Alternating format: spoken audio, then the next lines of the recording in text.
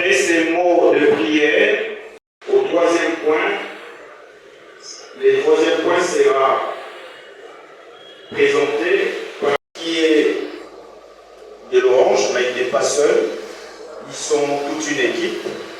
Ils sont là pour la visibilité aussi et produits en rapport avec la prestation qui va, je dirais,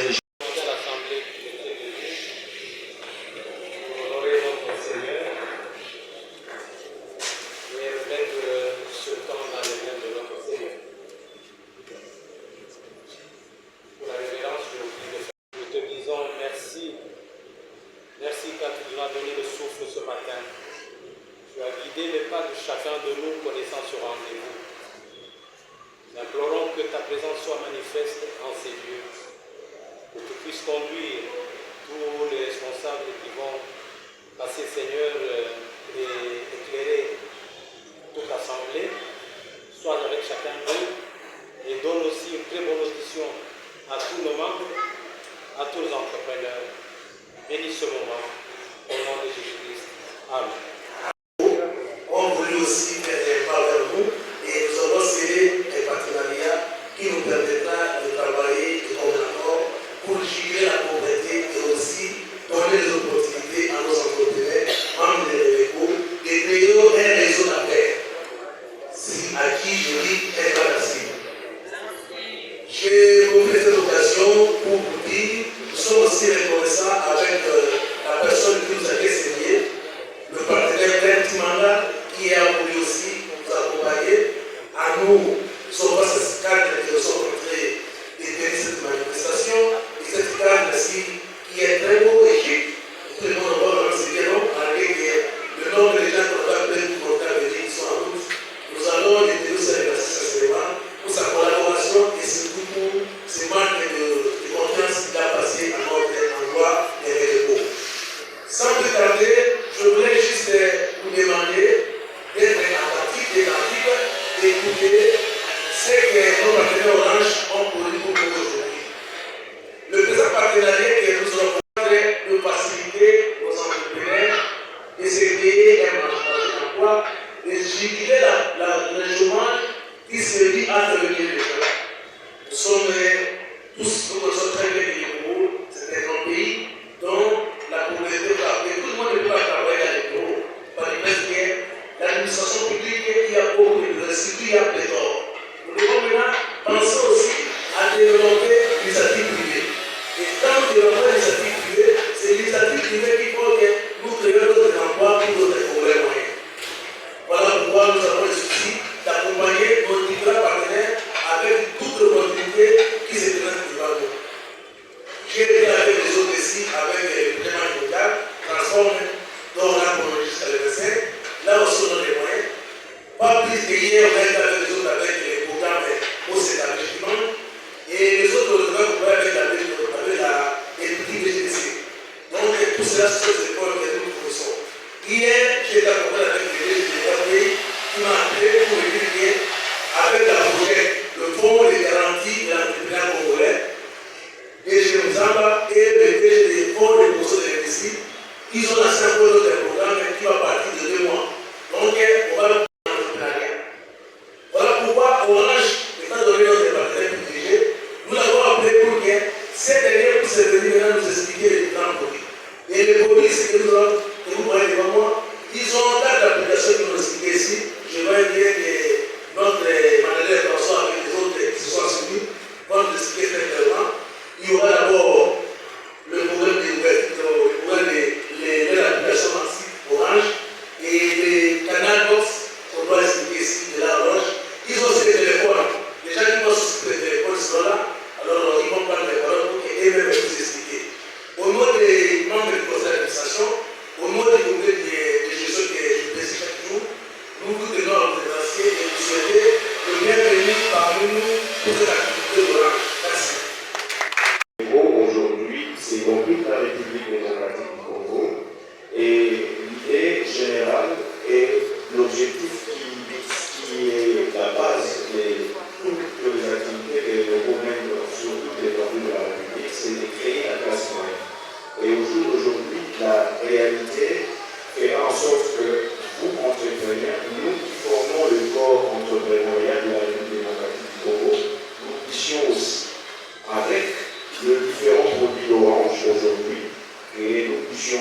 étendre aussi notre réseau pour que l'efficacité soit de manière optimale avec la technologie communicationnelle.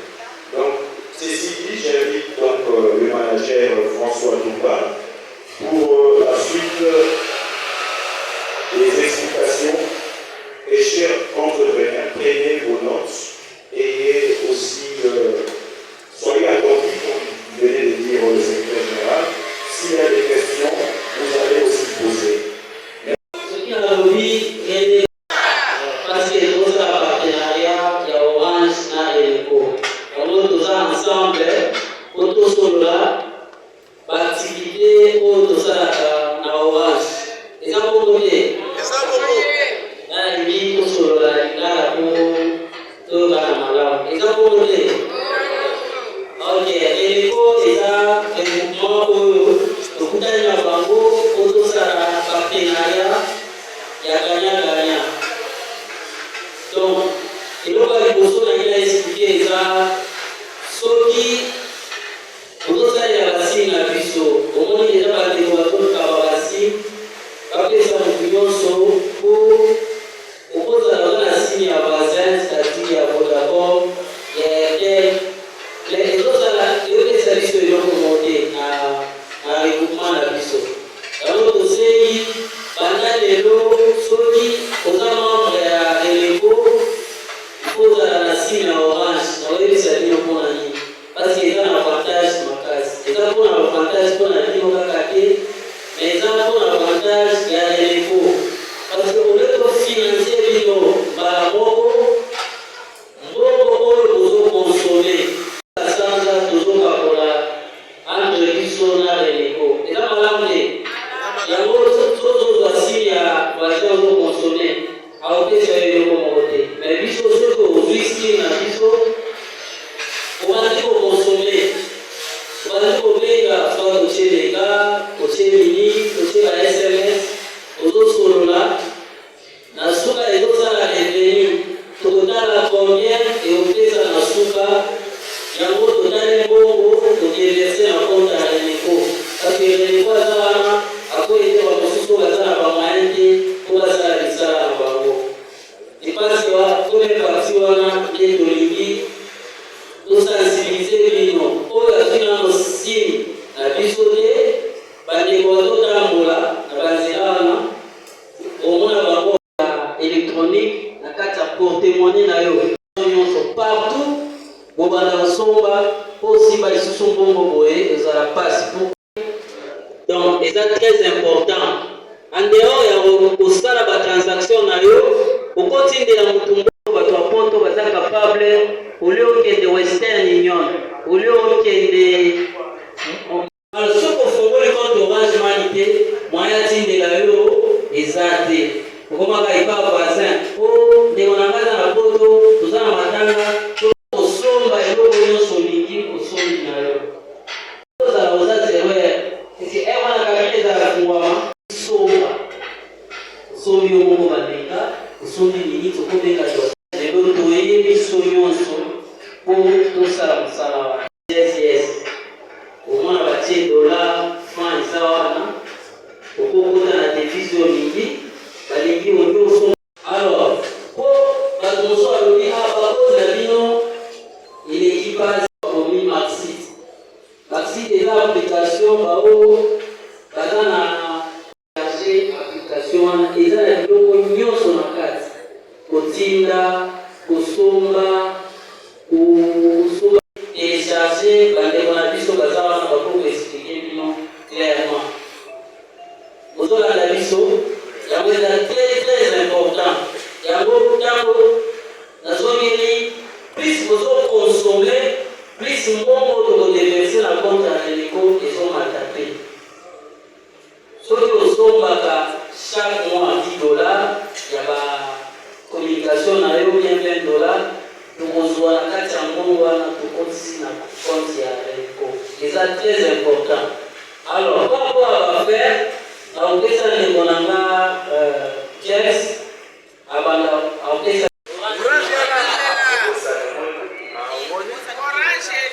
Orange est là pour la partenariat. Donc, aujourd'hui, très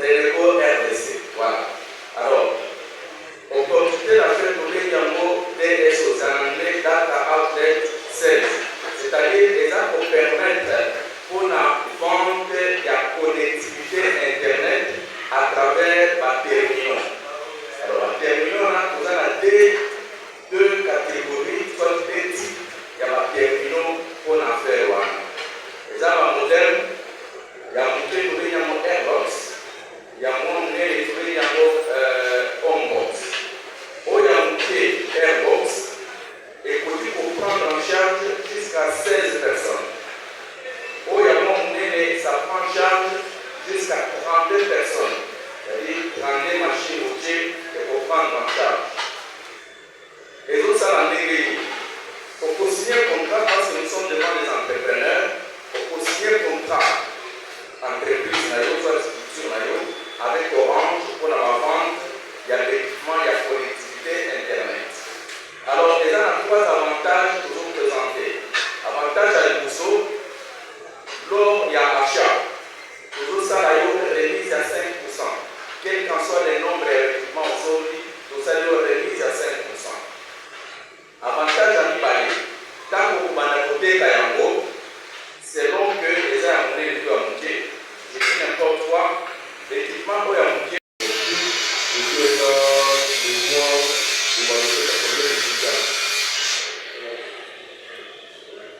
Merci beaucoup. Je vais voir tous les ceux qui ont fait voir que la côté de la société pour les aller à la ramène pour la côté de la main.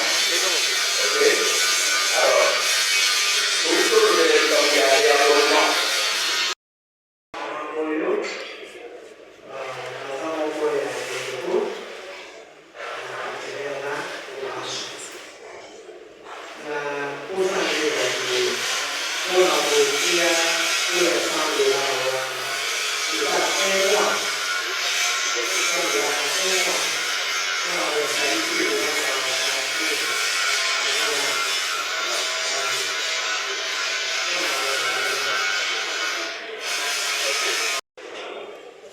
Nyonso ya $10, ya $20, ya $30, $50, monsieur va hésiter $100, monsieur va hésiter un mois.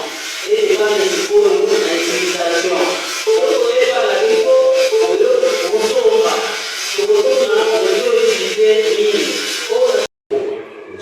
donc, une valorisante, c'est que tu as avec les parole et avec assez de mots pour se présenter sur le lieu pour que vous ayez l'opportunité au besoin. Merci beaucoup.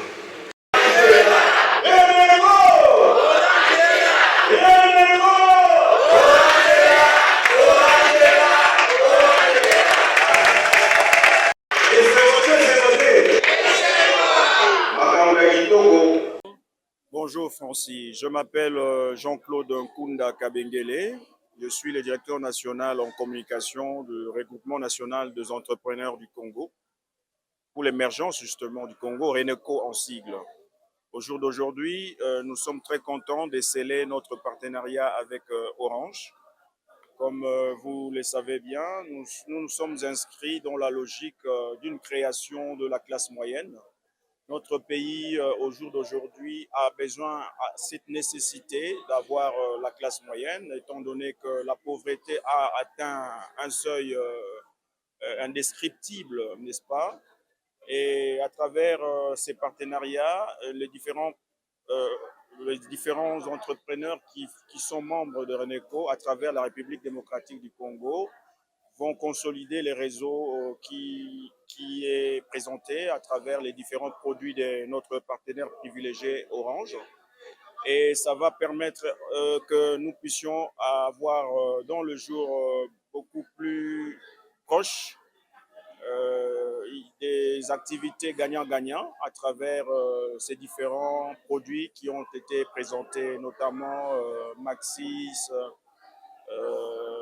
Crédit Maxi. Donc il y a les différentes créations de comptes avec l'Internet et aussi possibilité de vente de plusieurs kits Internet d'Orange. Et nos différents membres de RENECO sont conviés à être parmi des acteurs majeurs de cette opérationnalité. Et quelles sont maintenant les conditions pour d'autres personnes qui voulont adhérer? Est-ce que seulement être membre d'un RENECO ou bien vous pouvez prendre tout le monde? Le RENECO existe depuis très longtemps et nous avons toujours ouvert nos portes pour les entrepreneurs, que ce soit les entrepreneurs informels et que ce soit ceux qui sont formels. Et surtout ceux qui sont informels, nous les formalisons, nous faisons en sorte que nous puissions avoir un bloc compact des entrepreneurs qui vont faire, n'est-ce pas, cette classe moyenne avant-gardiste pour permettre que notre société congolaise puisse voir des entrepreneurs vraiment assis. Et cela veut dire simplement que nos portes sont ouvertes à travers tout le siège de la République démocratique du Congo. Donc, ceux qui voudront nous rejoindre, ils n'ont qu'à venir dans nos différents bureaux à travers la République. Merci. Bonjour, monsieur le journaliste. Nazali, monsieur Jean-Félix Mayambi. Nazali, responsable ya RENECO, Regroupement National des Entrepreneurs pour l'émergence du Congo. Ainsi que RENECO, Nazali, tozali ngoma munene oyo, tozali ko encadrer ba entrepreneurs, ba tobasaka bimbongo. Ezala ba jeune, ezala ba papa, ezala ba maman oyo nyonso basalaka ba début, basalaka mbongo na kati ya Congo. Tozali kosala eloko oyo na tina oyo ya kosalisa biso po toyeba kosalisa ba Congolais nyonso. O bazala na bazali na ba 26 provinces. Oyo baza ko entreprendre, baza kosala misala oyo ya koluka mbongo. Ezala na domaine ya ba transformation agroalimentaire, ezala na domaine ya kosala ba bisala ya ba service ya valeur ajoutée, ezala bato baza na ba industrie légère, ba crèmerie, ba couturier, ezala na bato oyo baza kosala musala na cadre ya ba foyer amélioré ou bien économie verte. Tozala na biloko oyo toza kosala ngo po tosalisa ba Congolais bayeba kosala musala po ke batombola mboka na biso. Lelo tozali fier parce que RENECO bandaki akotisi na kati ya l'État congolais misolo ebele à travers guichet unique de création d'entreprise. Et pas iwapi amemi bato 1300 PME o bazaki informel lelo bakoti na niveau ya formel l'État congolais a ko bénéficier na ba impôt na bango po bakoyi ba contribuable na caisse ya l'État abe yango assiette fiscale. Lelo musala toza ko sala yango po nini po to pesa ba jeune o bazaki basisi ba misala ya basisi classe mikolo misala ezate. Alors tolobi yango bien que l'État congolais ye moko akopesa misala te. Esengi na biso to développer secteur privé. O ezali bato nyonso basalaka musala ya maboko lokola ba Nigeria to monaka. Il y a beaucoup d'entreprises à se créer ya mingi et puis oza kopesa bato musu misala po bato nyonso bakosala pa l'État te. Na yango tobaki ke na Orange tozali partenaire moko munene pe partenaire stratégique po nini parce que Orange azali installé na 26 provinces. Biso pe lokola RENECO tozali pe na 26 provinces. Tolobi partenariat na biso Orange RENECO ekopesa biso possibilité to accompagner ba membre na biso o baza na Kinshasa, baza na ba Congo centrale, baza na Goma, baza na Bukavu, baza na Okatanga, Lualaba, baza na Tanganyika, baza na Equateur, baza na Norubangi, baza na Sidubangi, baza na Kwilu, baza na Kwango, baza bisika nyonso po ba ko bénéficier na partenariat oyo. Partenariat oyo ezali pona kopesa bango possibilité ya kosala musala oyo bakozwa mbongo. En commençant par koteka ba carte, en commençant par utiliser ba service ya Orange, ezala ba box na bango canal, ezala internet na bango, ezala makambo ya Orange Money, ezala makambo tali ko se kozwa possibilité ya ko créer ba fibre optique. Musala nyonso oyo eza na kati ya ba Congolais ba utilisaka pour ba service ya Orange, tozui yango pe comme na RENECO, ne RENECO ko sala ke bato na ye baza sima na kati ya RENECO ba bénéficier na partenariat wana po et permettre biso nyonso ba Congolais to se créer musala pe biso nyonso to développer un réseau d'affaires et songa biso po to comme ba millionnaire o boko na mboka lobaki. Moi no asisi musala lelo. Po bazali ebele na sala awa. Ba lobi ba ebenga bango ke non boya kopesa bango misala. Mais ba komi awa bakuti makambo mususu. Yo zolobi. Tolobaki boye, tolobaki toza na partenariat wana na ba jeune nyonso ba sisi ba classe bazala misala te. Pona nini? Na Orange tokolaki na bango boye. Tokobana kotinda ba membre na biso kuna na niveau ya Orange ba pesa bango formation. Na formation wana alisi nango ba ko évaluer bango ba compétence ya mutu na mutu. Soko za na capacité moko ya informatique makasi, tokoyeba soko nini toko orienter yo po to pesa yo musala na kati ya réseau na biso. Ozali formé na Orange, mais RENECO azui yo a utiliser na kati ya réseau na biso po a permettre compétence aussi na niveau Orange o sala yango po to ba ko orienter po za mbongo, mais o sala yango na kati ya réseau na biso po to utiliser yo na kati na biso to futa yo mbongo et puis to sala ke yo po bénéficier na musala za ko sala. On a lelo to sukisi boye. Naza ko remercier bino o boyaki ebele pona ko sala ke activité lelo ezala makasi, surtout pona makambo etali ko sele partenariat oyo tosali entre Orange na biso et puis kopesa yango poids mosusu po permettre ya biso to ba orienter ba action na biso pour na avenir. Tokobana kosala musala oyo na sanda mokomba na mibale tokobana na tomanaki lelo na district ya Lukunga mikolo koya moamba pardon mikolo koya tokena na Funa tozana na Bandale mikolo so sisi Funa tokena na Tangu après Tangu tokena na niveau ya Lukunga tozana vers Ipene. Topesi bato nyonso merci o bayaki basaki keto sala activité lelo ezala basika o sala o bayambi biso na ndeko Bene Timanga ezala na o basaki to koma na place oyo ezala ba membre na biso bautaki na ba différentes communes bayaki là pour participer na biso topesi bango mbote pe topesi to souhaiter bango baza boye bolamu pe bazonga malamu na kimia pour na journée de soutien. Merci beaucoup monsieur les journalistes. Bonjour. Bonjour, comme on a monsieur François Ntumba, je suis le responsable canal indirect superviseur chez Orange. Je suis venu suite à une organisation Oyoba de Konabiso à Reneco, Basali, comme biso to sali na bango partenariat, la raison pour laquelle toza awa activité c'était prévu le 10 mais pour tout bandeni to ko accompagner bango.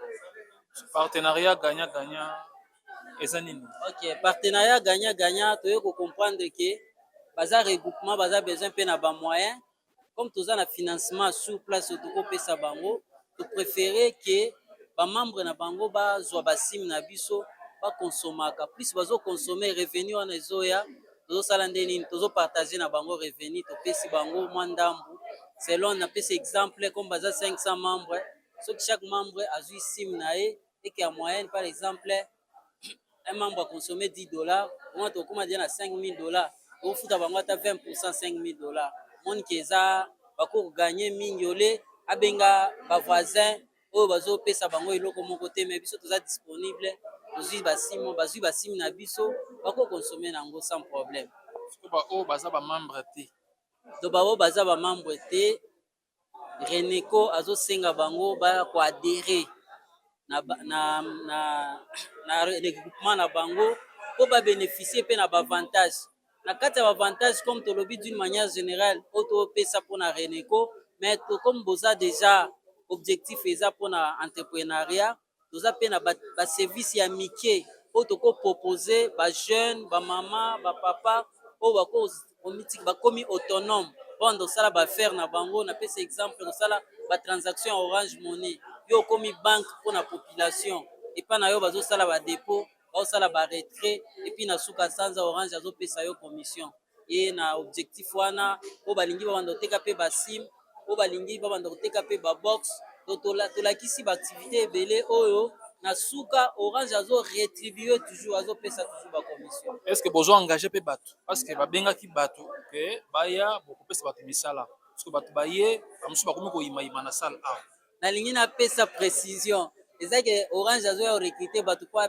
bakoma ba agent na été bakoma ba homme d'affaires bakoma ba femme d'affaires ko pesa bango misala c'est-à-dire ozana ka mwa capital na yo to kolakisa yo ndenge nini ko sala activité muke o bana bénéficier pe na ba avantage tozana ngo donc eza na sens ya Orange ya zo pesa bato misala mais ko pesa kolakisa bato koma ko sala musala pour bénéficier d'un avantage.